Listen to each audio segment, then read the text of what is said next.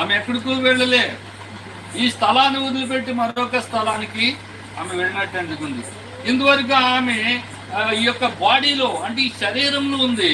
ఈ శరీరాన్ని ఇక్కడ వదిలిపెట్టేసి ఏం చేస్తుందంటే ఆమె ఆత్మ వెళ్ళిపోయినట్టు అందుకుంది. ఈ యొక్క గుడారాన్ని, శరీరం అనే గుడారం ఏమైపోయింది, మెత్తగా అయిపోయింది, శిథిలం అయిపోయింది. కనుక ఈ గుడారాన్ని వదిలిపెట్టి ఆమె ఏం చేస్తుంది, వెళ్ళిపోయినట్టు అందుకుంది. ఎలాగే వెళ్ళిపోయింది?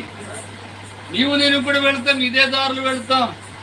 ఈరోజు మనము చాలా ధీమాగా ఉంటూ ఉంటాం, ఏం పర్లేదులే అనుకుంటాం.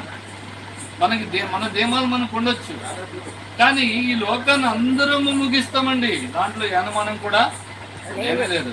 కానీ ఒక ప్రశ్న ఈ రోజున సత్సత్వం గారు, ఎస్ఐరమ్మ గారు మనతో మాట్లాడుతున్నారు ఏంటంటే, మరి నువ్వు ఎక్కడికి వెళ్తావు?